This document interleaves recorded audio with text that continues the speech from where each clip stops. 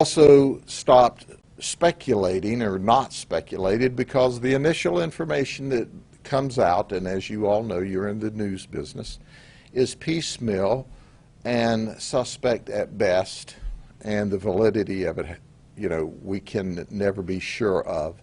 It normally takes a week or so for everything to calm down until you get at least a trend of what's accurate. But what I do know is I watched the press conference like many of you did, where the spokesman clearly and unequivocally said the doors weren't locked,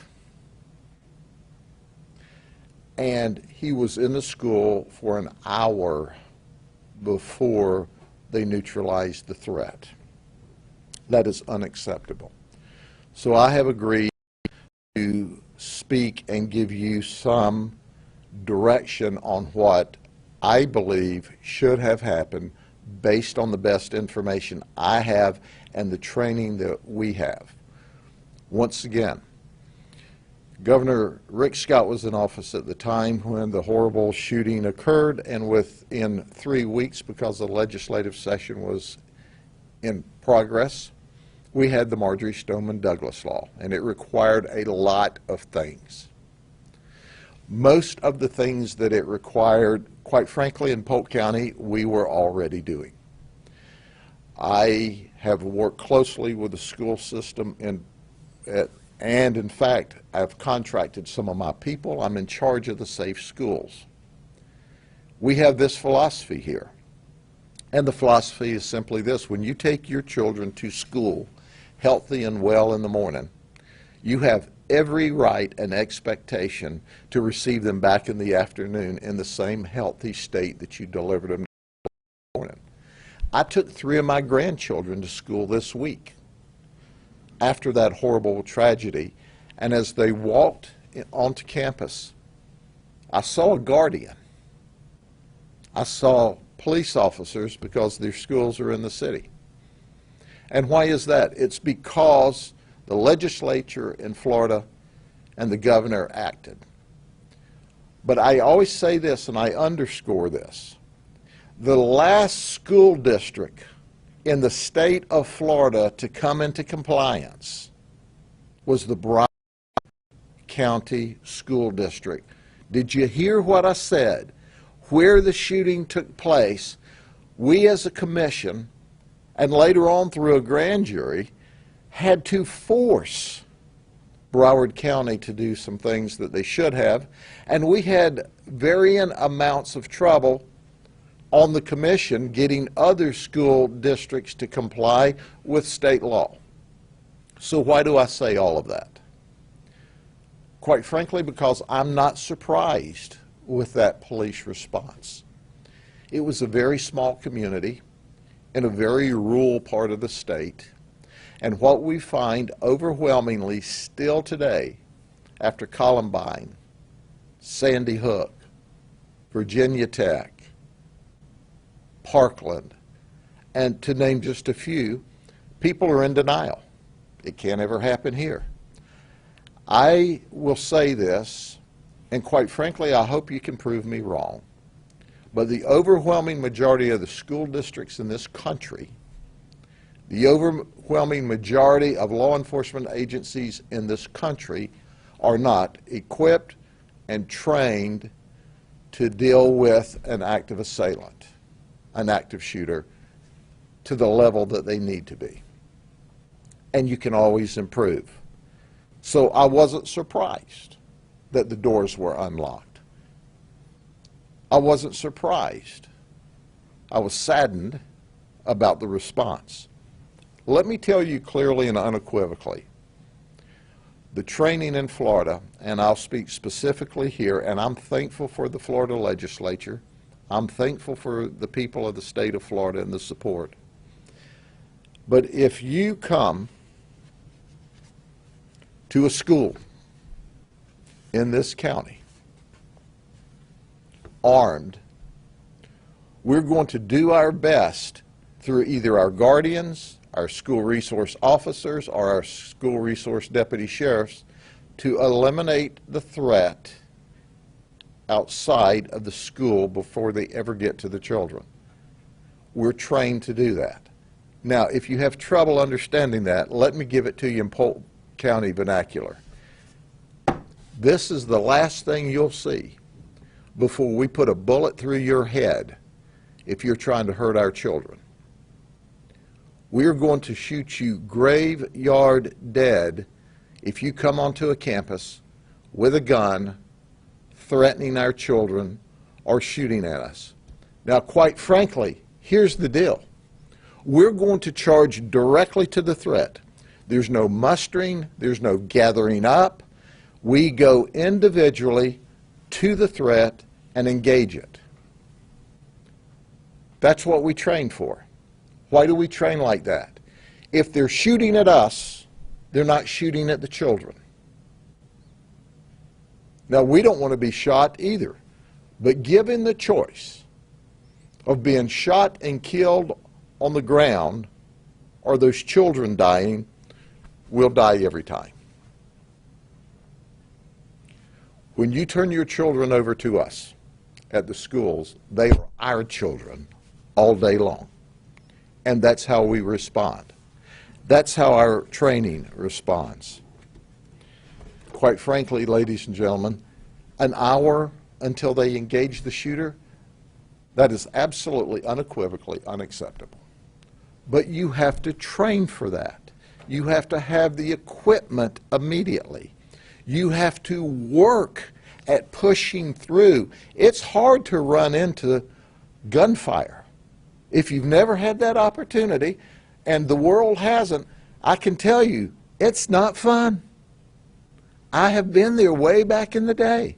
It wasn't fun then. It's not fun now. It's not supposed to be fun, but we're going in and eliminating the threat, period.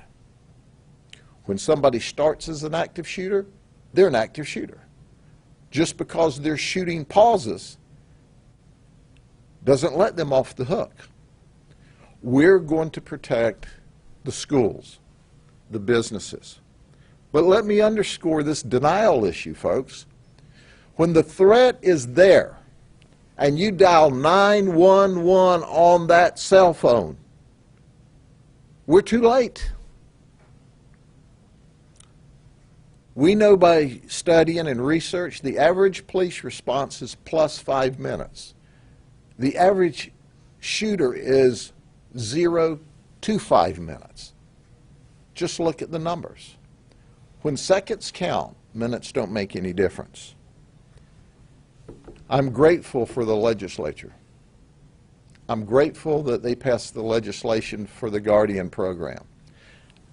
I'm going to turn the podium over to my friend Ryan Petty, and I'm going to let him say what's on his heart, because as bad as it is, he and Kelly are the subject matter experts here.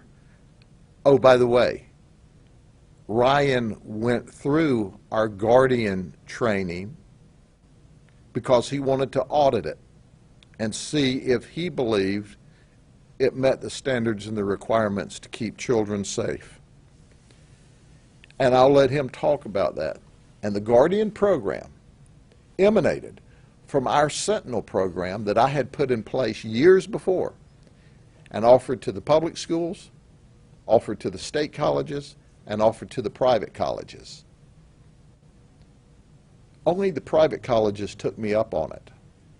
But after Marjorie Stoneman Douglas, they took my Sentinel program, added 12 hours to it, and inculcated it in Florida law, and it's now the Guardian program. Right? Thank you, Sheriff. You know, I've been pretty vocal on social media the last few days about the tragedy that we're learning more about each day in Uvalde, and my heart goes out to the families of the victims. I've watched the video. I've watched the failures, and my heart breaks. It would appear, and again, Sheriff Judd is right, and these things take time. It took us months on the MSD Commission to understand what happened in Parkland and where the failures were and how to address those failures. But I can tell you the simple act of locking that door at that school, all of those kids and those teachers might be alive today. And law enforcement could have addressed that threat outside of that school building, outside of that classroom.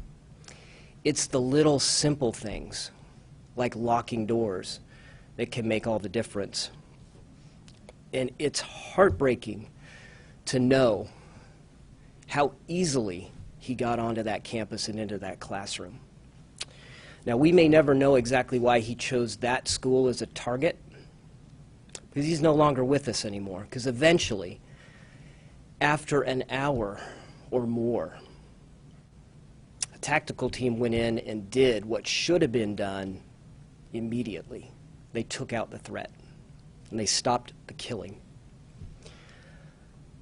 But my belief is he chose that elementary school because he was a student in that school district, and he understood that the elementary schools did not have school district police officers on campus.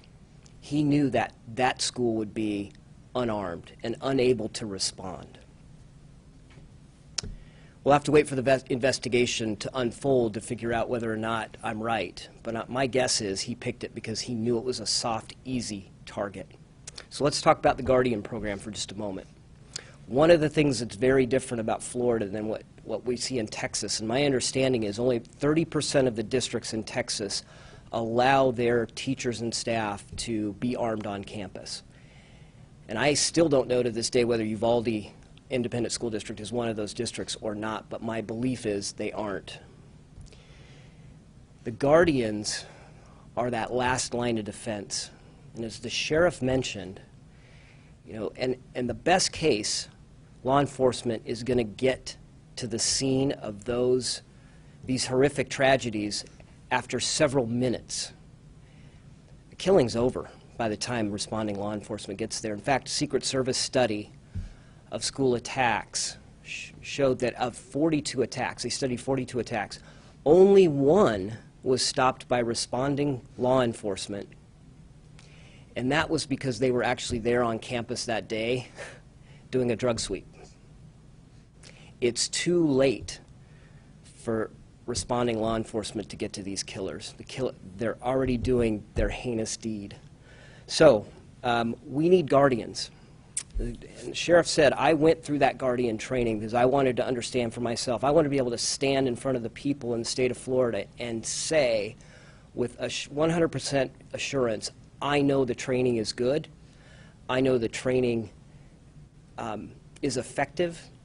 And I would be happy to send my kids to a school that had guardians in that school. Because I went through with a group of teachers, and I'm not going to say which school they belong to, and I'm not going to give out names or anything like that, but I know they're prepared and ready and willing to run to the threat and take out the threat. And they're capable of doing that.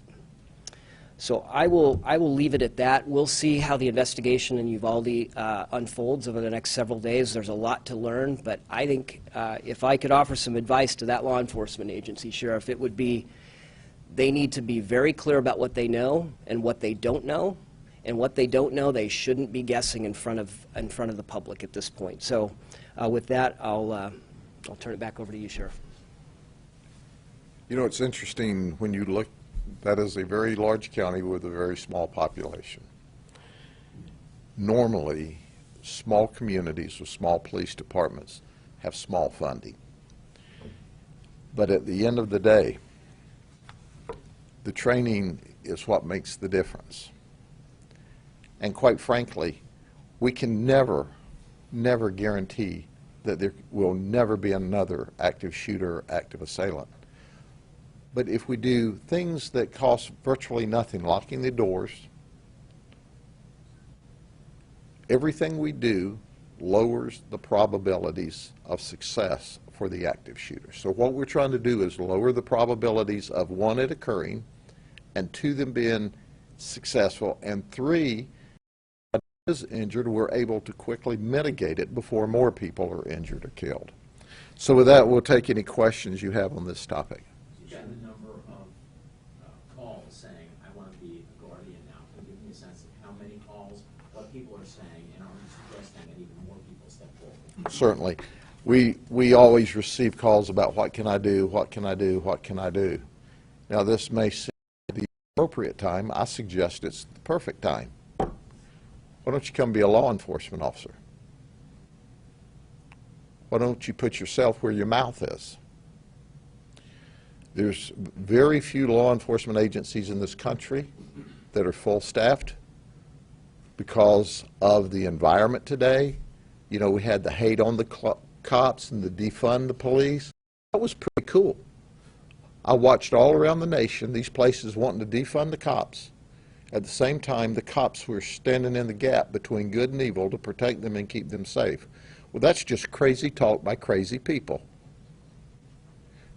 But we need help. In the state of Florida, every public school, every charter school has either a guardian, a law enforcement officer, either a sheriff's deputy or a police officer on the campus. Come join us. Be a guardian. We'll train you. We'll pay you. Be a law enforcement officer. Because even if you're not protecting a campus at that moment in time, law enforcement officers are out here standing between good and evil and protecting you every day. So come do it.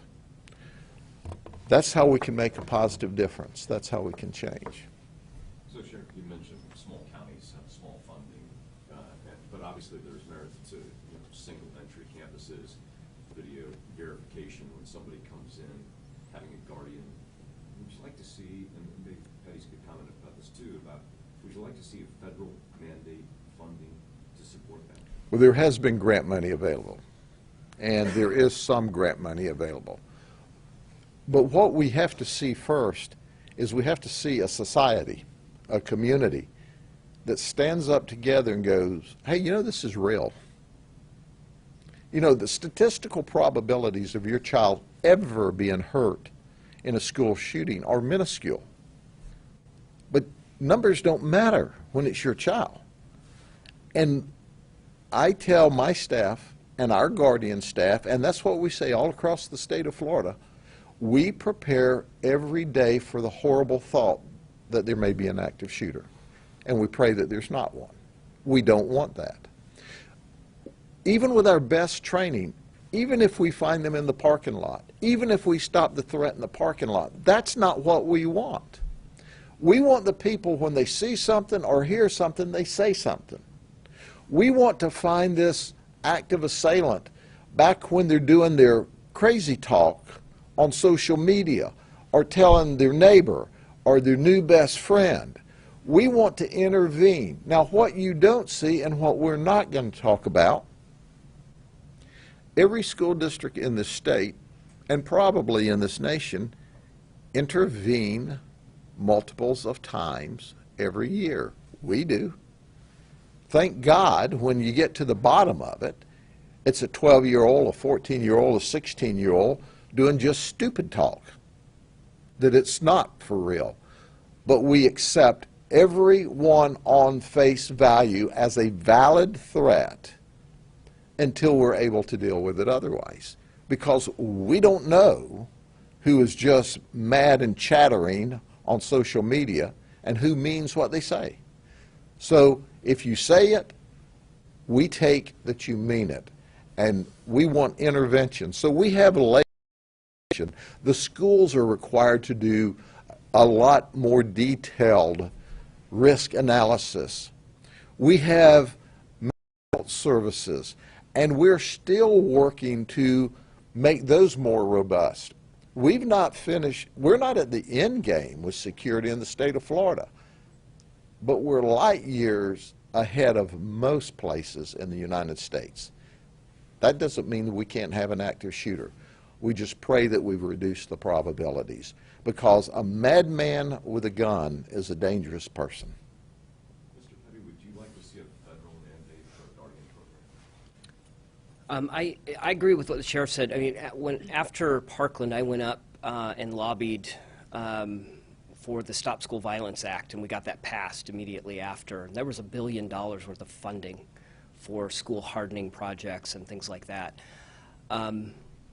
I'd love to see more funding for it. The complaint I hear from school districts sitting on the State Board of Education is we don't have enough funding for, you know, almost anything they say, right? So more funding would be good.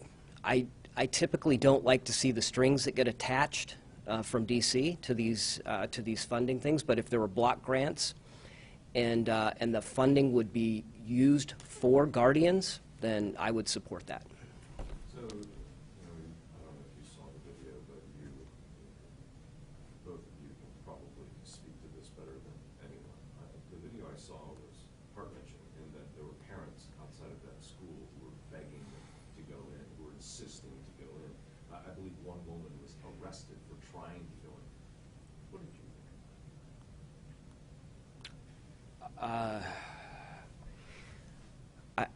I've learned to be careful because video doesn't always show all of the context, but that video made me angry. And I want to know what was going on out there. There was a lot of law enforcement standing outside that school, and it took an hour to stop this threat. Now, we've heard that most of the killing happened in the first few minutes, but we don't know that. And there could have been kids in that classroom that were still alive that needed for a first responder to reach them. And look, it's pretty clear the response was atrocious. And so we'll see. We'll see what the Texas DPS say today. But my heart goes out to those parents. I just couldn't believe what I was seeing. Couldn't believe it. Sheriff, do you feel the same way when you initially heard that it took an hour? Once again, and I'll reiterate what I said, what Mr. Petty has said, some of this information is still not accurate, but I think they pretty well nailed down the response was an hour. And that was 59 minutes and 59 seconds too slow. It's unacceptable. It's horrible. We challenge our deputies in training. How fast would you run in there if that were your child? That's how fast you have to run in there for all children, for all teachers. And you know what? They do. We have real simunition training where, to the extent that when we're in training, we use school classrooms when they're out of class. And we have actors that are children, that are adults, that are dressed up as law enforcement or law enforcement officers, laying down so they have to, our deputies have to step over their dead bodies to engage the threat. We try to train so that they'll understand. You can't stop here. This person shot. You've got to go stop them from shooting the next one. And our prayer is that we're back here dealing with this person. If you see something, hear something, say something. At that point, you can knock on their door and they'll open it to you. And they're not in a rage with a gun and shooting. But at the end of the day, we train and we train and we train, and you have to. But the number one issue is the community, school systems, and some law enforcement agencies in denial. It's not going to happen here. Well, I pray it doesn't. But Sheriff, I'm a little surprised then that you say that enforcement agencies across the country don't train for this, because I thought stage and wait for backup went away after Columbine. the morning we watched Columbine on television, long before I was the sheriff, when I was commander here, I looked at my colleagues and I go, we quit staging this moment. And you must understand that law enforcement officers, by their nature, want to serve and they want to protect and they want to keep people safe. But you react to your training, and there has to be robust training and significant training And some places can't afford it and don't. It's a little bitty community, and they think it'll never happen here. Well, newsflash, let me take you back. When somebody will shoot up babies in a one-room schoolhouse in Amish country, out in the country, when you can be a victim of an active assailant there, you can be an active assailant victim any place. So at the end of the day, it takes training, and it takes muscle memory, and it takes dedication. It is hard. You have to force yourself with all the training to push through. And I suggest that most places just don't think it will happen. Listen, let me underscore it one more time, because I'm still in shock. After the Marjory Stoneman Douglas massacre, after the law was changed in Florida, we still had to force school districts to comply, and Broward was the last one to come into compliance. What does that tell you? We as a nation got to get our mind right first, and not expect, but demand of their school systems that they lock the doors, that they have safe zones. Demand of their police agencies and the sheriff's offices that they have the right equipment and training there now to engage. That's when it's going to change. Sheriff, you talk about just lowering the possibility of this happening, like closing the doors, having guardians. Do you think also having stricter gun laws can also help that too? Yeah, I'm glad you asked that question about do we need stricter gun laws. Well, let me suggest this. There was a law against murder in Texas that day. Did they pay attention to that law? There was a law in Texas against bringing firearms onto a school campus that day. Did they pay attention to that law? There's a law against use of a firearm in the commission of a felony. Did they pay attention to that law? The legislators all run to the podium and they start playing politics. Well, shame on you. Shame on you. And I tell folks, if we had this giant magnet and we could scoop every gun from the whole universe away.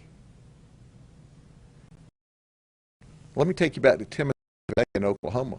Then you just go down and get you some fertilizer and have a bomb and blow the place up. It's not the instruments. It's the person. It's the deranged person. Then I heard, well, you know, there's mental health issues. Well, duh. Normal people don't do this.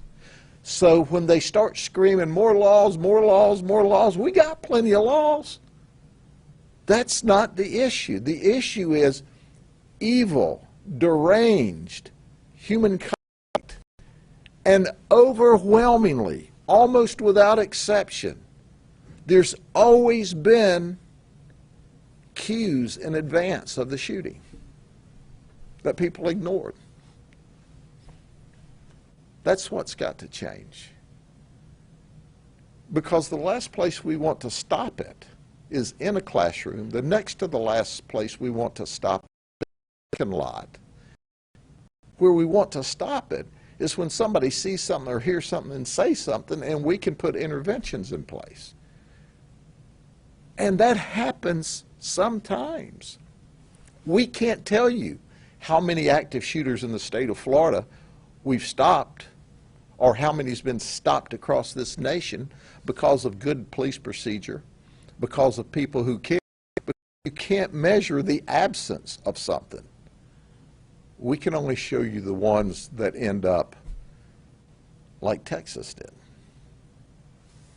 Sheriff, would you be willing to, are you in the process already thinking about sharing your plan with the Guardian program to other police districts across the country, just to kind of, I mean, you have a good plan for it. Would you share that with other countries? Sure. Most importantly, understand that there are a massive number of professional police agencies, law enforcement agencies all over this nation. We share ideas and plans and tactics. Virginia Tech did some remarkable work after the shooting. Sandy Hook did some remarkable work after the shooting. Parkland did some remarkable work after the shooting. After the shooting's too late. But yes, sir, we have it, and we do share information, and not only will we share information, we'll go there and teach it, or bring people here and teach it. We share it. We want to do everything we can. I am as excited to help a school district, a police agency, save a child from Alaska, Wyoming, California, New York, pick the state, from dying as I am here. I don't want any children to die. And we always are excited about that. And we do. So we stand up, as Mr. Petty and I have today. It's not lost on us that there are a lot of remarkably trained police agencies. I'm just telling you, the majority of the agencies in this nation aren't the Los Angeles PD, the New York PD, the Atlanta and Miami PD. It's very small agencies. The majority of the police agencies across this nation are very small. Some of the very small ones are very well trained, but I'm suggesting most aren't. Not because they don't want, they can't afford it, or they don't realize the threat, because it's a very close-knit community where they know everybody.